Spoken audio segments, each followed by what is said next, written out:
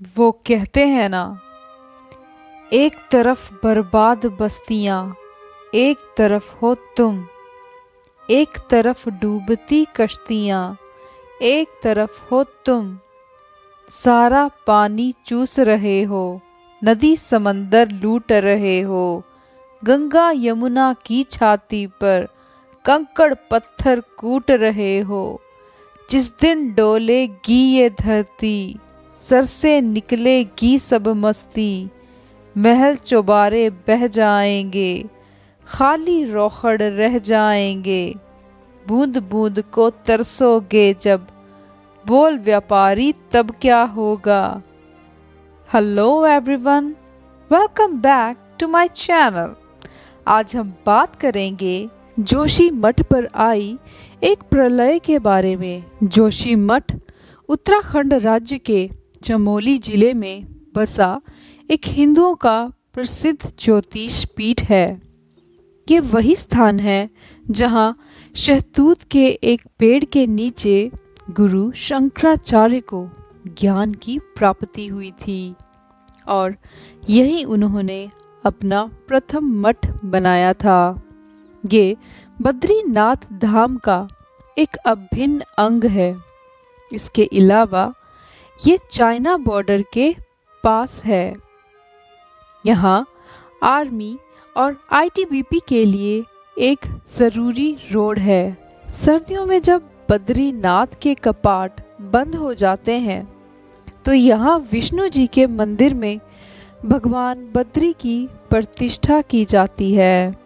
स्थानीय मान्यताओं के अनुसार जोशी मठ में नरसिंह मंदिर में बनी भगवान नरसिंह की मूर्ति का बायां हाथ लगातार दूर होता जाएगा और जब वह गिर जाएगा तब नर और नारायण नामक पर्वत आपस में मिल जाएंगे और बद्रीनाथ का रास्ता हमेशा के लिए बंद हो जाएगा और भगवान को हमेशा के लिए बद्री में स्थापित किया जाएगा।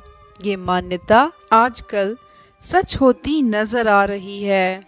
आज ये पवित्र स्थान खतरे में है।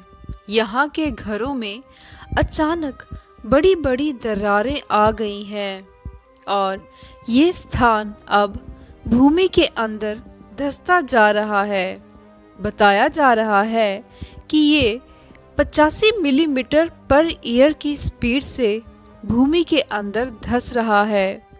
हम बड़े दुख के साथ कह रहे हैं कि अब जोशी मठ का अस्तित्व खत्म हो जाएगा।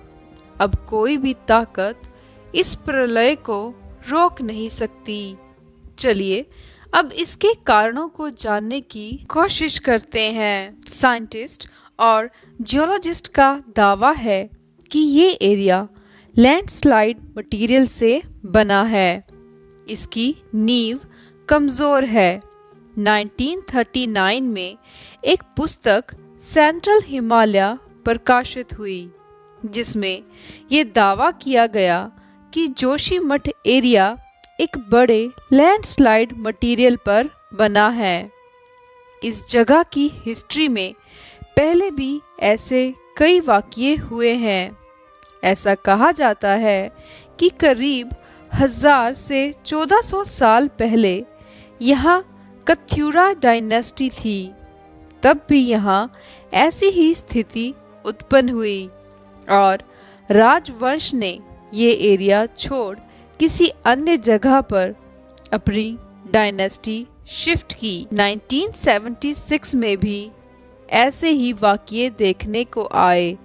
तब गवर्नमेंट ने मिश्रा कमेटी बनाई जिसने इस खतरे को विस्तार से स्टडी किया और कई सिफारिशें दी जिसमें मुख्यतः यह बताया गया कि यहाँ कंस्ट्रक्शन कार्य नहीं करना चाहिए।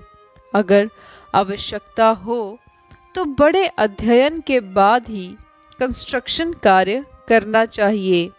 बड़ी चट्टानें, पहाड़ तोड़ने नहीं चाहिए। ब्लास्टिंग को तो अवॉइड ही करना चाहिए। पेड़ नहीं काटने चाहिए और ज़्यादा खतरे के इलाकों में ज़्यादा से ज़्यादा वृक्षारोपण करना चाहिए। पर इस रिपोर्ट पर किसी ने भी ध्यान नहीं दिया और बद्रीनाथ यात्रा रूट की वजह से बड़े बड़े होटल्स बनाए गए, हाइड्रो प्रोजेक्ट्स बनाए गए। यहाँ एक और बड़ी प्रॉब्लम है ड्रेनेज की। यहाँ ड्रेनेज का कोई भी मैनेजमेंट नहीं है। घरों और होटल्स का ड्रेनेज पानी ज़मीन के नीचे समाता चला गया। 2009 में हाइड्रो प्रोजेक्ट के लिए बनाई जा रही टनल की खुदाई के वक्त टीबीएम मशीन वहीं अंदर जाकर फंस गई और इसने पानी का एक बड़े स्रोत को पंक्चर कर दिया। इस कारण पानी ज़मीन में समाता चला गया। ये मशीन आज भी वहीं पहाड़ के अंदर फंसी हुई है। ये टनल आज भी अंडर कंस्ट्रक्शन है। इसीलिए 2021 की आपदा के वक्त पानी का एक बड़ा अमाउंट इसके अंदर फंस गया।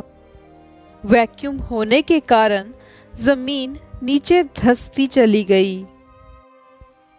एक मत ये भी है कि ये इलाका चाइना बॉर्डर के करीब है। नेशनल सिक्योरिटी की वजह से सड़कों को चौड़ा करना पड़ा ताकि आर्मी और आईटीबीपी वहां आसानी से जा सके। सड़कों को चौड़ा करने के लिए कई पहाड़ और चट्टानें तोड़नी पड़ी, जो मिश्रा कमेटी के खिलाफ था। इससे इरिवर्सिबल डैमेज हुआ। एक रीज़न ये भी बताया जाता है कि अलखनंदा रिवर इस इलाके को काटती है। फिलहाल सरकार ने NTPC hydro project, BRO healing bypass road और जोशीमठ नगर पालिका में हर तरह के कंस्ट्रक्शन कार्य पर रोक लगा दी है। साथ ही एशिया के सबसे लंबे रोपवे का काम भी रोक दिया है। कहा जा रहा है फिलहाल 561 घर, होटल्स और कई बिल्डिंग्स इसकी चपेट में आ चुकी हैं और कई हजारों घरों पर ये खतरा मंडरा रहा है। लोग धीरे धीरे पलायन कर रहे हैं। कुछ लोग अपने रिश्तेदारों के घर जाके रहने को मजबूर हैं। इसके अलावा उत्तराखंड के कई और इलाकों में इस तरह के टाइम बॉम्ब बने हैं, जैसे पौड़ी, थराली, कर्णप्रयाग, नैनीताल, भटवाड़ी, धारचूला, गोपेश्वर, अगस्त्यमुनि आदि। 2021 के ऋषि गंगा आपदा के बाद ये घटनाएं और भी ज़्यादा बढ़ गई हैं। ये एक कटु सत्य है कि अब जोशीमठ एक टाइम बॉम्ब बन चुका है जो किसी भी समय ब्लास्ट हो सकता है। अब हमारा सरकार से ये अनुरोध है कि वह इन लोगों की जान बचाने के लिए आगे आएं। सब पता होने के बाद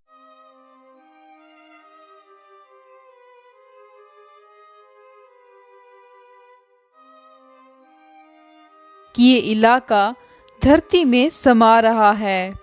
अब सब पता होने के बाद भी अगर लोग धरती में समा जाएं, तो इसका जिम्मेदार कौन होगा? साथ ही ऐसी घटनाओं से अन्य क्षेत्रों के लोगों और सरकार को भी सीख लेनी चाहिए कि जब माँ प्रकृति अपना बदला लेती है तो इसके परिणाम क्या होते हैं। हम भगवान से ये प्रार्थना करते हैं कि जोशीमठ और इसके वासियों को जल्द ही इस आपदा का हल मिले और सभी लोग सुरक्षित रहें। आई होप आपको मेरी ये मेहनत पसंद आई होगी।